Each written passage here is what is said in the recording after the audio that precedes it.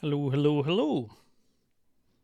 It's Will Radio 21. It's January 11th, 2025, a little after midnight. No, 1 a.m. now. Logically, it's January 10th because I haven't gone to sleep yet, which will become important in a second. The streak continues. This is my 27th video this year. I'm hoping to make 4 videos tonight because this is a Will Radio plus, making horrible noises, writing on the book, and sort of playing around with mini canon. So that'd be 3 more if I can do all 4 of those tonight in terms of videos. Now, my rule for myself is make 1 video a day. So if I make more, that's fine. But I have been making more, partly because it seems to help me quite a bit to make the videos when I'm doing those things, like making horrible noises. There's that, or working on the book or whatever. There's, I guess, that rubber duck effect, and also just like a forcing function or motivation. So logically, it's January 10th.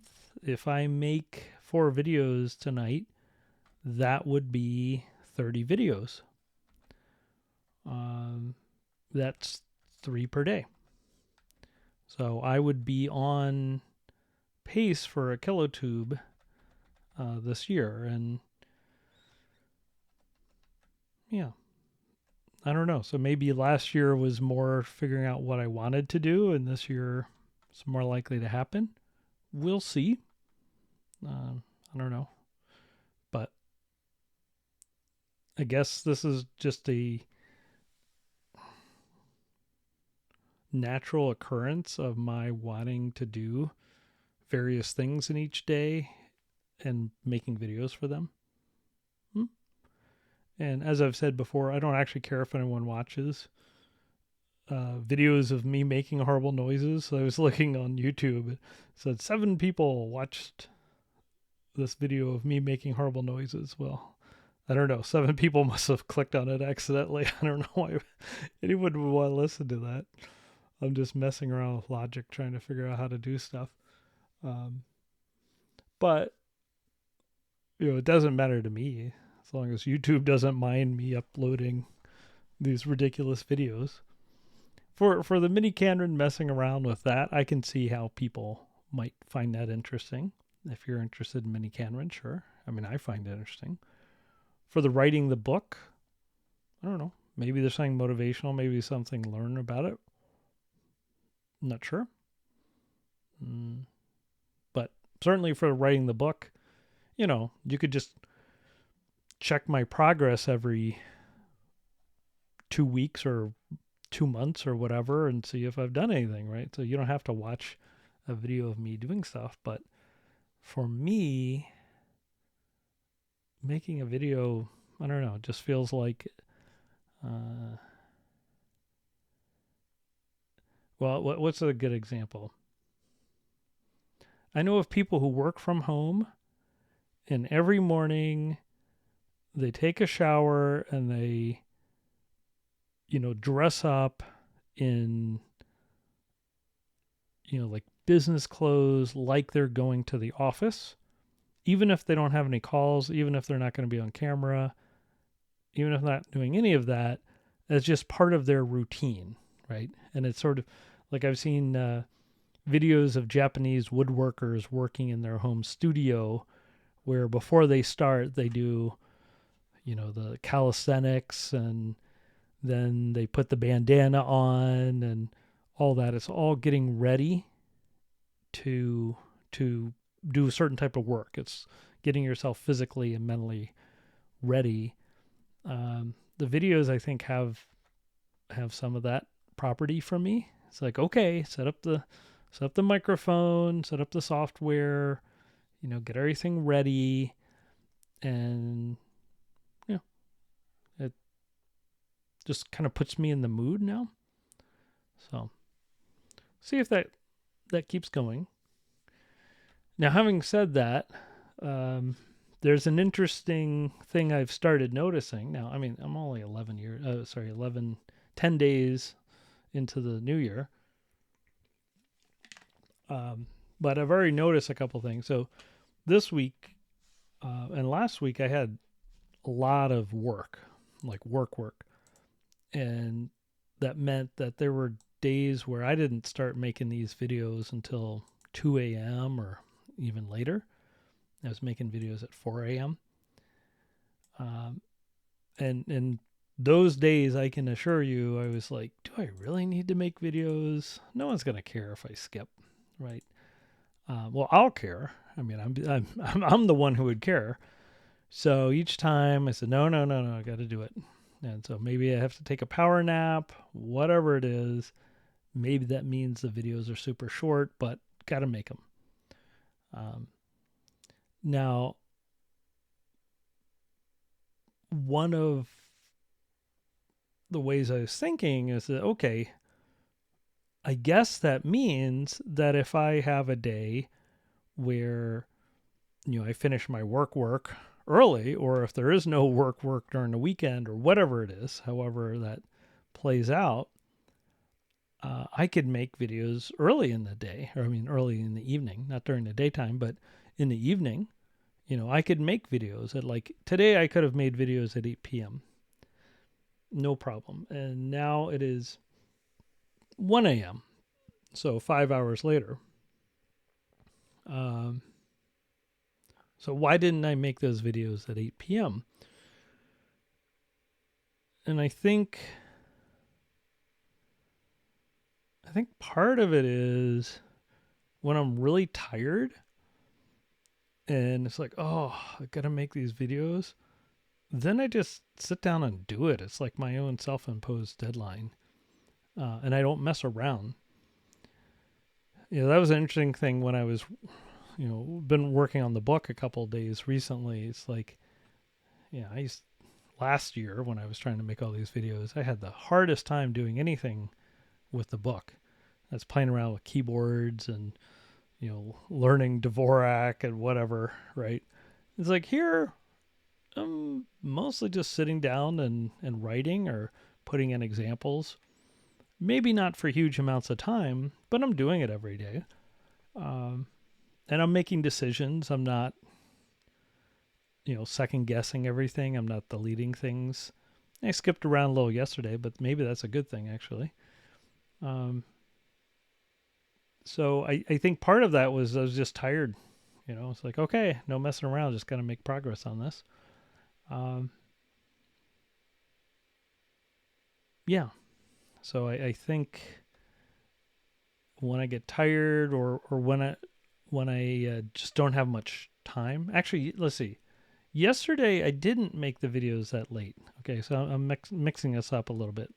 Yesterday I made the videos early, but I was very time bound. I had a very short window to make videos, and so I did make videos at 8 p.m. yesterday, but I had to be done by 9ish or something. So that also had that effect, though, of just like, well, I can't mess around, just have to do it. Earlier in the week, I was making videos like really late at night, and I was tired, and I just wanted to, okay, make progress and then move on, go to sleep. Either one of those seemed to work fine. So earlier in the day when I had time pressure or when I was exhausted, which is another type of time pressure, I want to go to sleep, then I just didn't mess around. I just did it. So today I didn't have time pressure in the evening, and I could have started at 8 and I could have taken as long as I wanted. And I felt weird about it. I just felt kind of anxious about it in terms of, oh no, at least these videos suck. No one wants to watch a video of me making those noises. Like, can I really do another video like that? Now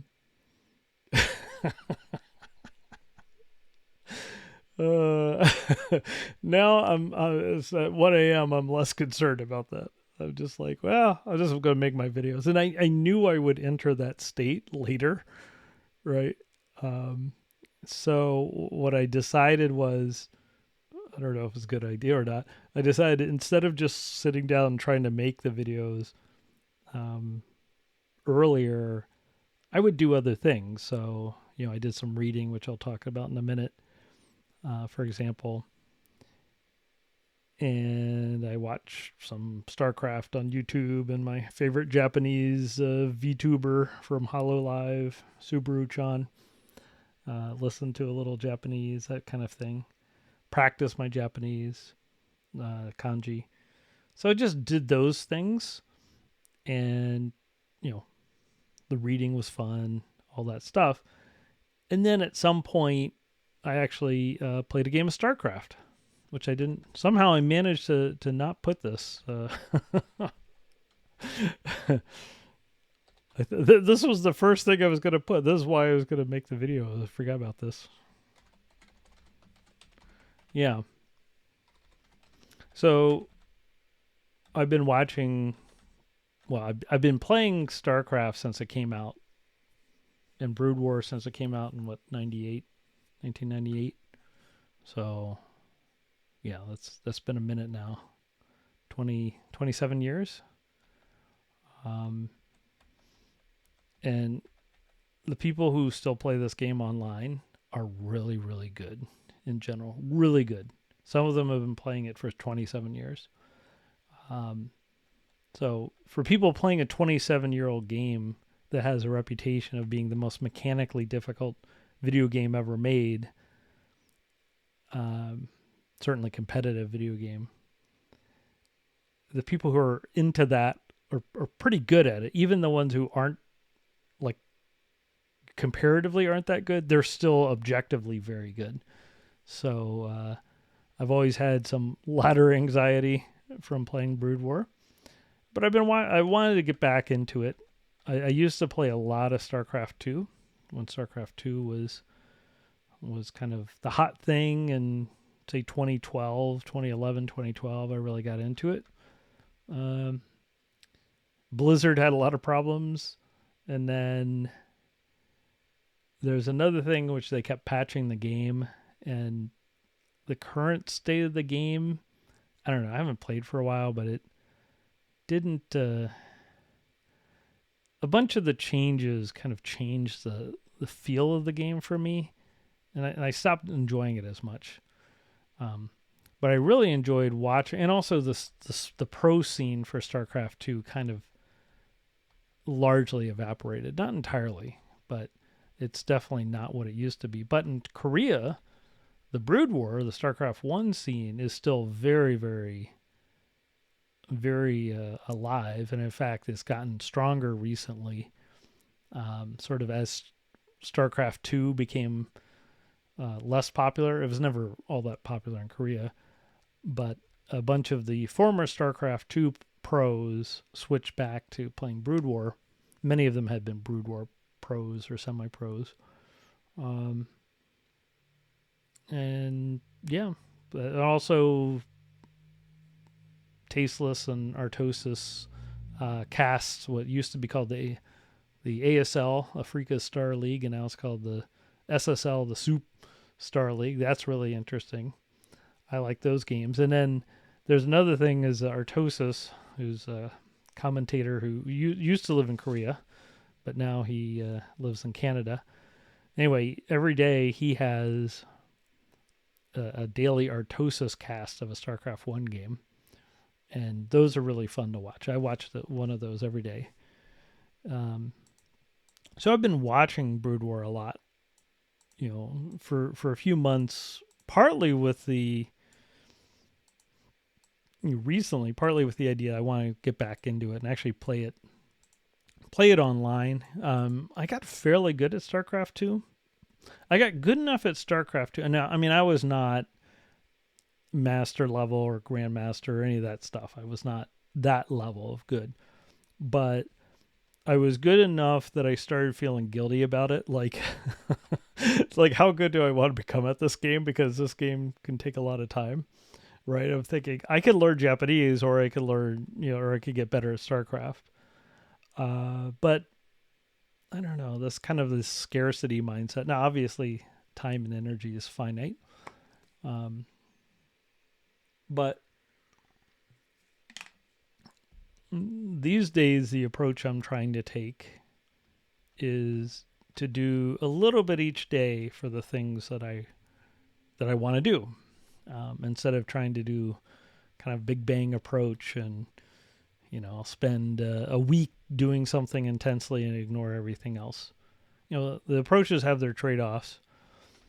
But in any case, tonight, I had been playing a few games against the computer recently in BroodWar. I had been playing the campaign and then against the computer. And then tonight, I played my first ranked game on US East that had played in a long time. And I got pretty crushed. I currently don't even have a rating. And I got crushed. I knew I would. It wasn't like a question if I would get crushed. I knew I'd get crushed. StarCraft 2, it took, I think I lost my first 13 games on ladder. And it took me a long time to get out of Bronze League, which was the lowest one. And then eventually I got up to like high platinum, which, relatively speaking, compared to a Korean pro for StarCraft 2, high platinum is nothing. But if you watched me play when I was having a good game and you hadn't played that game before, well, certainly if you tried playing that game and then you played me when I was at that level, you would see that high plat's actually really good in the sense of this is just a difficult game to play, right? So I had invested enough. It's like if you meet a good club chess player, right? They're not someone who's going to go out and win a bunch of tournaments or beat an international master or something like that. But if you don't play a lot of chess, like you're probably gonna get crushed if you play that person. Now that was kind of how I felt. As like I'd gotten to the point where I don't know. I was starting to hit like 200 actions per minute. Sometimes that kind of thing. I wasn't really there all the time, but it was clear like if I wanted to and I really studied hard, I could keep improving. And then I decided not to. I decided, what, I'm going to invest my time and energy in other things. I started getting a little scared about it. I was like, okay, this game's really sucking me in. It sucked me in enough. I seriously considered moving to Korea, be the world's oldest RTS player. Now there's some old RTS players in Korea, but anyway, so I played my first ladder game in a long time, and I got crushed, but I don't care. It doesn't matter. I know I'm going to get crushed if I keep playing ladder for quite a while. I have won 2 ladder games, I think, of BroodWar. Both those times, I think one person just like quit towards the beginning, and another person had no idea what they're doing at all. So I'm not the worst person on ladder, but if I were to hit anyone who played on even a semi-regular basis, I would have no chance right now.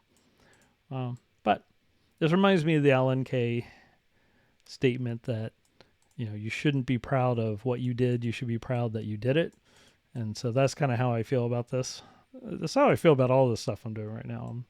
I'm not proud of what I've accomplished. I'm proud that I'm doing it. So that's how I felt about that game today. So I would like to play one ladder game a day. I don't know if that's possible. Probably as bad as I am right now, it's possible.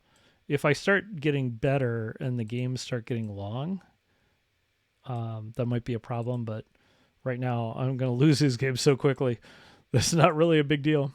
And I thought about maybe I could record some videos of me playing. A lot of people do that. I don't know that I need to do that. Maybe at some point, but anyway, that was fun. That was fun. And another reason I did this before making this video. I played on ladder, and that was partly the strategic decision for two reasons. One is, going back to the energy part. Because I've been making these videos at night, I kind of feel like when I'm in these video mode and I'm knocking out a bunch of videos, that's sort of the end of the day for me. Maybe I'll do a little light reading. But that's like, okay, I'm getting ready to bedtime. So by playing BroodWar first, I both avoided, oh yeah, I'm too tired to play BroodWar. But the other thing is, when I'm playing StarCraft, my heart rate goes up. I mean, when I was playing StarCraft 2, some of those games, I was sweating, my heart rate's through the roof. I mean, I was really, for a close, long game, playing as fast as I could. And that I would have to like calm down for 20 minutes after a game like that. Maybe not 20 minutes, but I'd have to go take a break and get some water. So I figured that playing a game of BroodWar would wake me up. Now, I got rocked so hard that I didn't really have time to do much. But even just thinking about going on online got my heartbeat up a bit. So that was good. So anyway, I'm hoping I'll keep doing that. If I play one game a day, I can probably fit that in. And the other thing about playing competitively, I mean, it's not tournament online, but it is competitive, is it just makes you look at the games differently. Like if I'm watching an Artosis cast, now I'm watching those games as a player instead of as a fan. And now I'm like, oh, how's that build work? Or, which units go there? And in this case, I don't even have a build at this point. I'm like, I don't know. When am I supposed to stop building workers? I played Terran. I also have to decide I'm going to play Terran or Zerg or Protoss. I've also thought about just playing random, just to kind of mix it up. Or what Day 9 would do is he had a 6-sided die, and he would switch between Protoss, Terran, and Zerg based on a die roll. Because if you play random and your opponent can't tell who you are, you can talk to them. You could tell them, hey, I'm Protoss or whatever, but they don't have to believe you because you could be lying. So if you roll the dice and then you select Protoss, they can tell. They can tell at the loading screen. So that's because if you're playing against someone playing like a lot of random players are super cheesy. The point isn't to be super cheesy. The point is to experience the game in its full glory with all the different races there. So that's cool. All right. As far as all this goes, so I've been making lots of videos. The real test will be next week. Next week, yeah. Next week we'll see how I do with the videos. I think noise might be an issue. Right now I can make videos late at night. I can make videos at 1:30 a.m. I don't know if that'll be the case next week. So what happens if I can't make videos at 1:30 a.m. or maybe I can make a video but I have to be quiet. I'm not sure. We'll see. So but it might be that I'm making horrible noises with headphones and I'm not talking. I'm just playing. Yeah, that would be okay. Writing the book, I don't really have to talk a whole lot writing the book if I don't want to. I could always type a comment as I'm writing if I wanted. I don't know. So we'll see. This staying up till 4 a.m. making videos, I think it's not ideal. So I do hope I can make some adjustments there. Now, part of it is just I had a lot of work and work was just very intense. Yeah, I have to figure that out.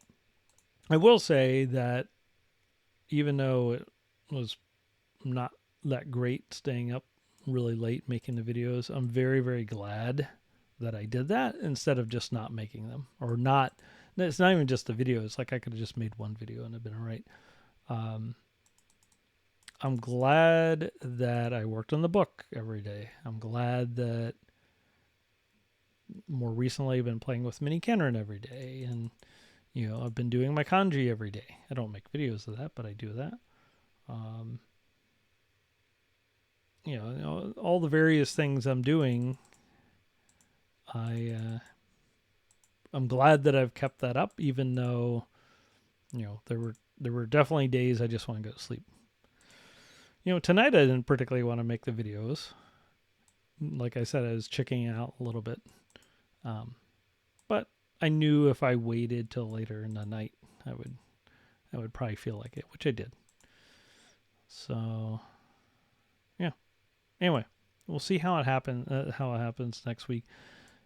Probably really the next month is the test. If I can go through the next 4 weeks and keep up the streak, I think I'll be okay. The kiloTube of videos, that's not explicitly my goal. I think that might just happen because I'm making videos. So if I don't hit a kiloTube, that's fine. I don't care. That's not something that's going to bother me. If I hit it, that's fun.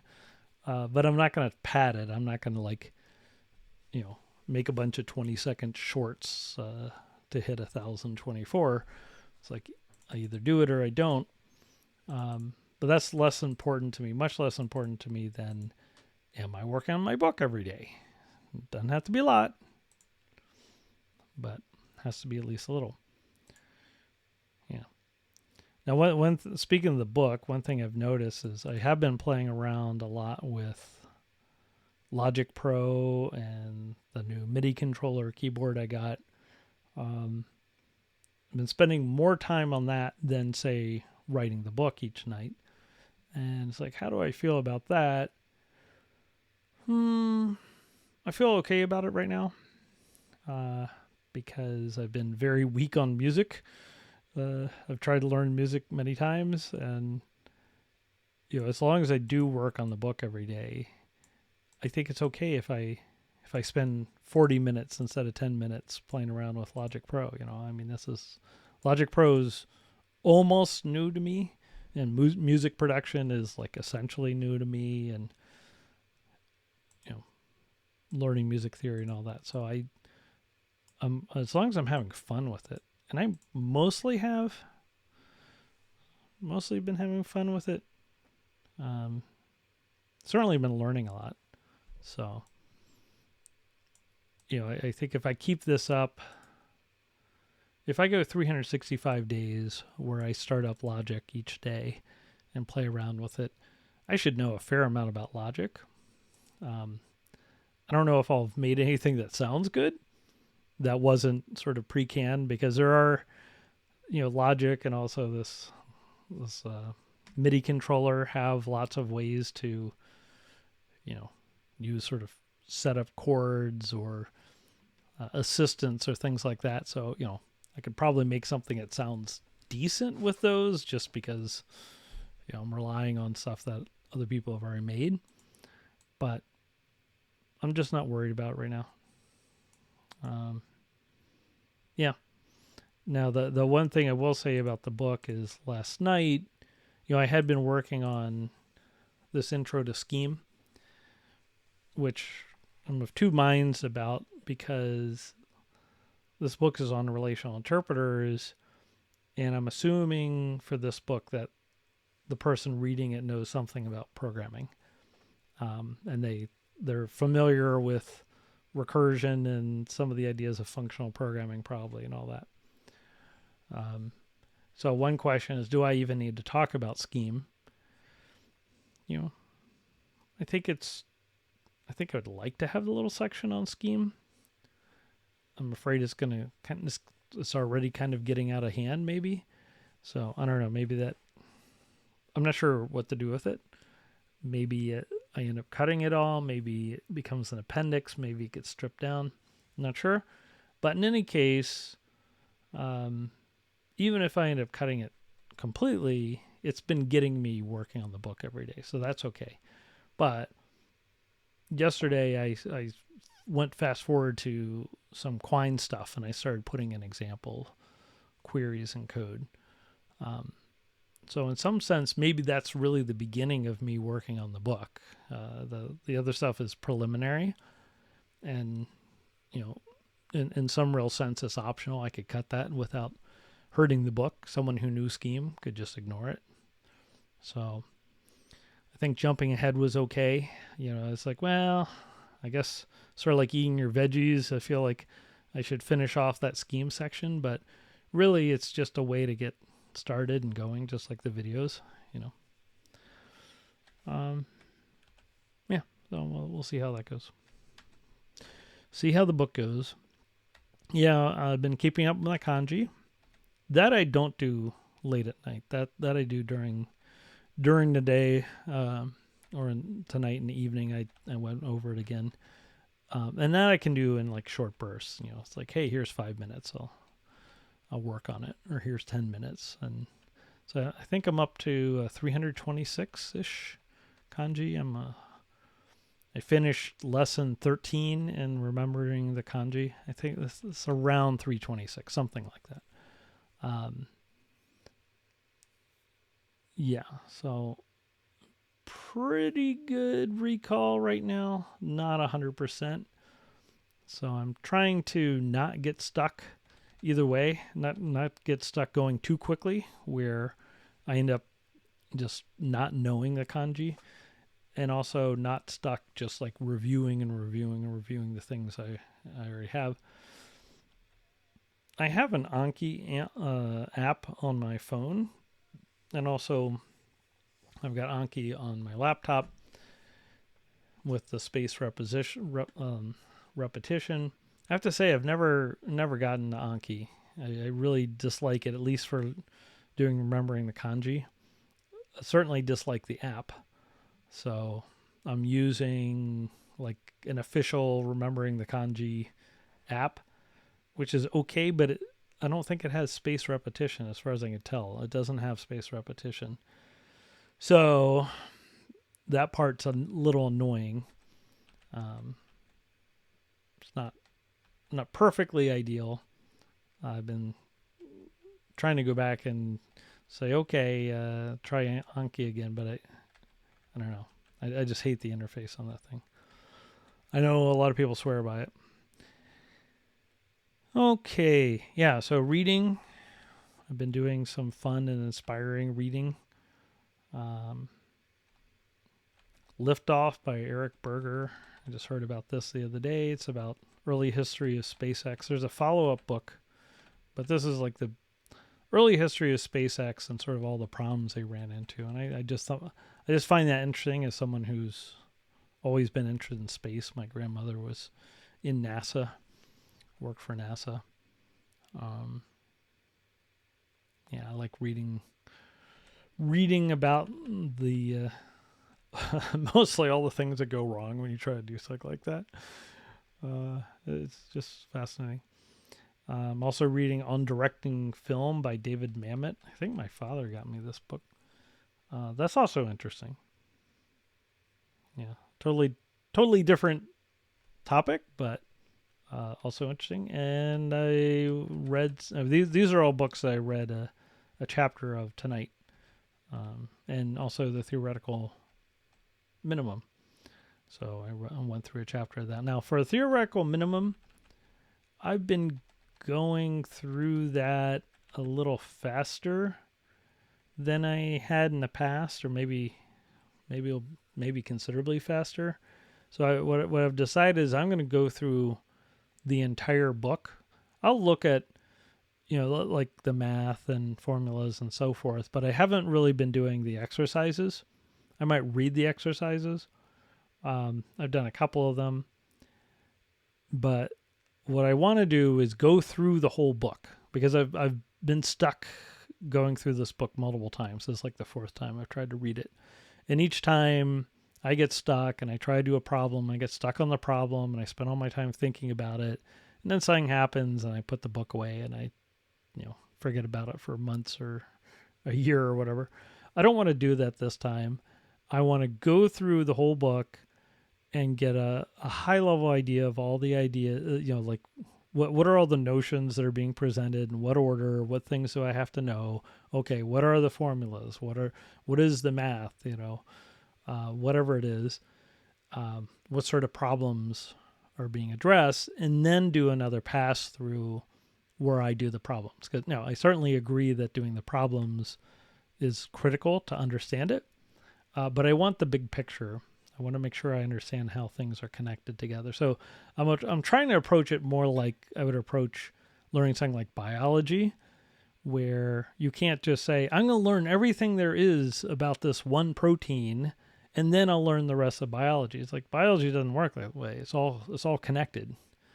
You can't, doesn't make sense to say I'll just learn about the one protein, then I'll learn the rest of biology. So I'm going to try to read through the whole book. Not really skimming. I'm still going to read every part of it, but I'm not going to do the problem. I don't want to get stuck. I guess that's the main thing. I don't want to get stuck. I want to be able to read a chapter, or at least, like a section, a contained section of a chapter in one sitting. I don't know if I'll be able to do it every day. I certainly haven't recently, but each week I should be able to get through part of that. Right, I am trying to read a few pages every day. So anyway, that's my reading. And what else? Okay, so these are things I've been doing, and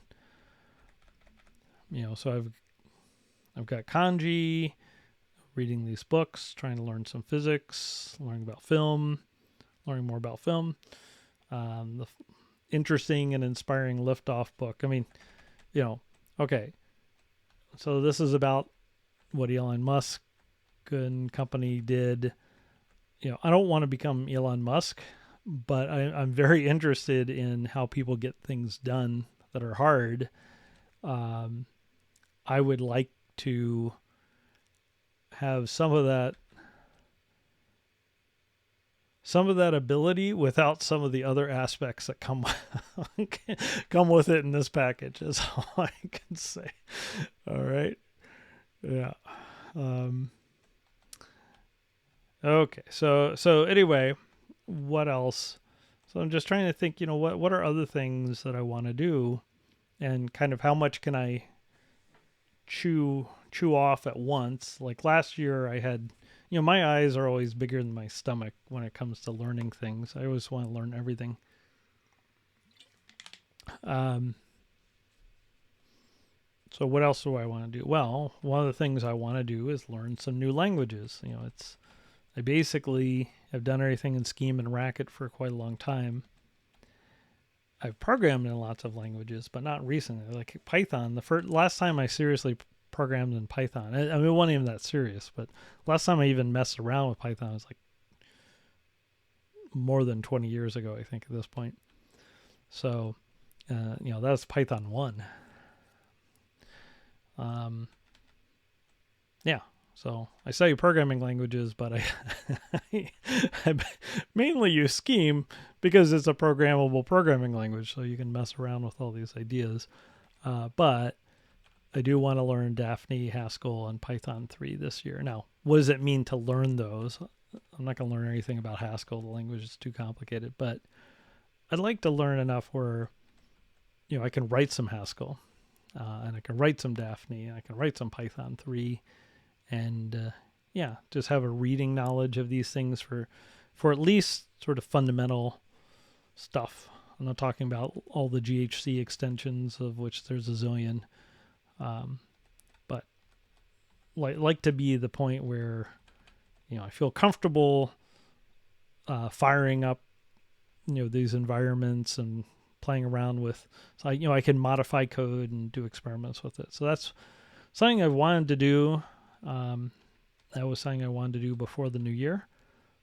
That's one of my goals for the new year. I haven't really put much time into this this year. Work really picked up. Now the Python 3, that's definitely work related. So I think what I might do is just, focus on one of these at a time. So I don't spread myself too thin. So if I were to pick one right now, it'd be Python 3.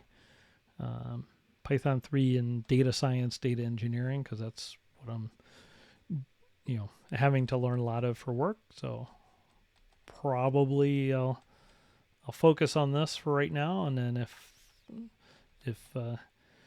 who knows, maybe in a couple months I feel like I'm making progress, then I'll maybe switch to Dafny or Haskell. I might possibly try to learn some Dafny at the same time, just because there's some projects with collaborators who are using Dafny, so Dafny is also attractive. And I don't know. We'll just see. But I haven't really made any progress on this one this year yet. So that's something I want to do. Movie making, that's something I thought quite a bit about last year and read quite a bit about. Like Rodriguez's Rebel Without a Crew book, and the Angry Video Game Nerds book, sort of indie filmmaking.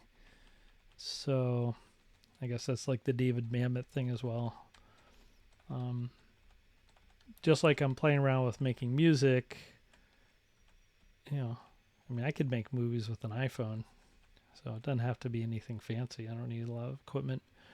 But it's the same thing, if I made a short movie each day, I don't know, maybe it's a 30-second movie, which just got me in that mindset, playing around. Like that's one of the things that Rodriguez talks about. Robert Rodriguez, and also the Angry Video Game Nerd guy, they both made tons of like home movies, and I made home movies when I was a kid on VHS. So it doesn't have to be anything big, but that could be interesting or fun. Or I don't know, maybe that's a goal for next year. Maybe that ends up happening next year, but something with movies I've been thinking about. Yeah. So that oil painting, I have these water soluble oil paints that I got last year. Haven't even tried them yet. For Christmas, my mom got me a paint by numbers painting of myself holding a My Little Pony Pinkie Pie, and wearing a Scheme t-shirt for Gambit Scheme. That was fun to paint it. That was acrylic paint by numbers, but that's sort of like, oh yeah, I guess I should get back in the oil paints again. So that's something I'd like to do. Learning more about molecular bio and all the latest CRISPR and all that.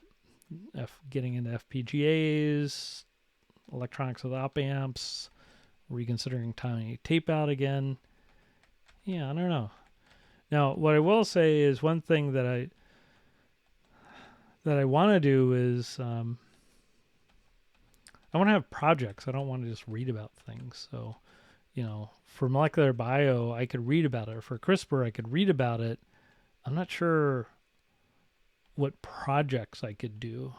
Although, okay, there is a possibility there, because there's a like Rosalind platform, and there's a like UC San Diego book and course on computational, like Introduction to Computational Biology. So I started going through that years ago. And, that's interesting. You're writing code. You can write it in any language you want. That's really cool. So that might be something I would go through again. There's a lot of interesting things going on right now, trying to find patterns in all the genomics data that's now available, or finding patterns and trying to find different CRISPR systems, all those sorts of things. So that could be a project for me to play around with that. I don't know. I feel like I don't want to just read the Albert's book on molecular biology. That's too much. But do a project. So that was Tom Knight's advice.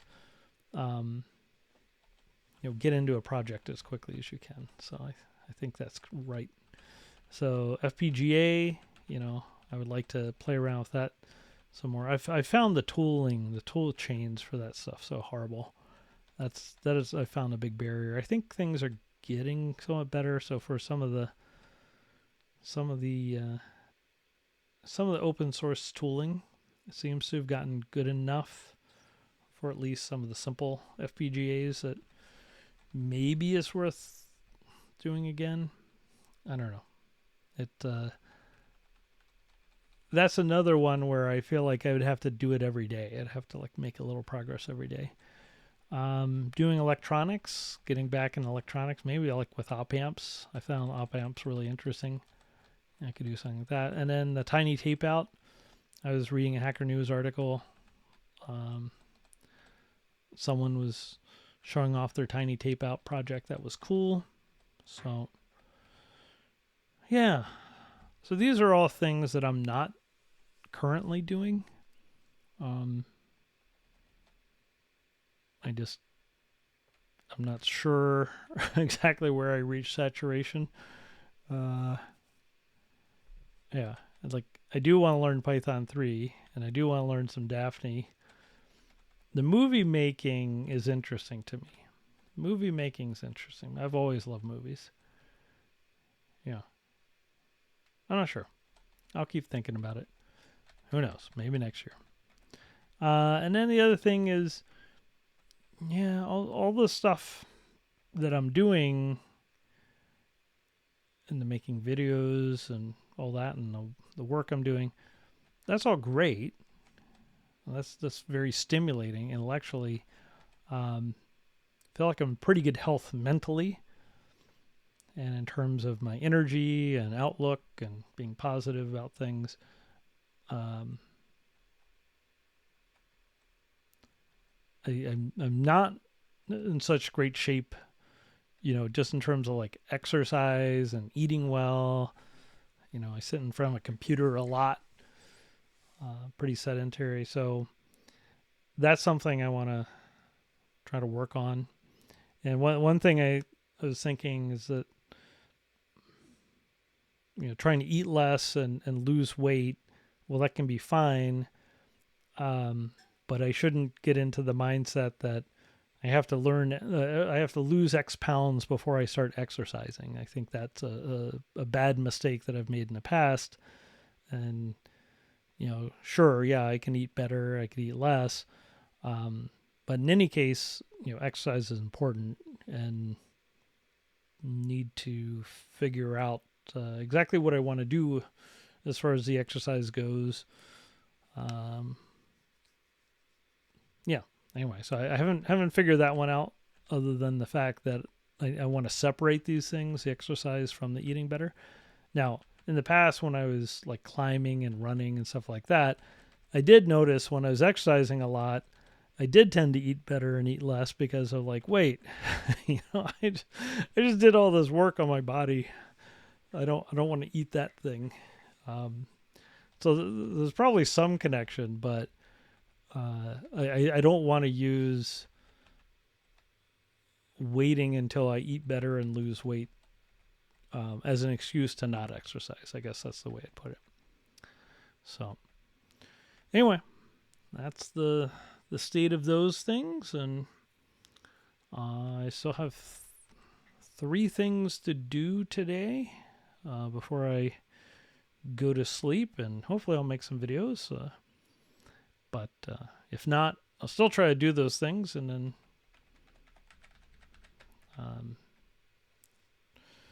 tomorrow I will have those things on my to-do list again, along with my kanji and my reading. All right. Thanks. Have a good one. Talk to you later.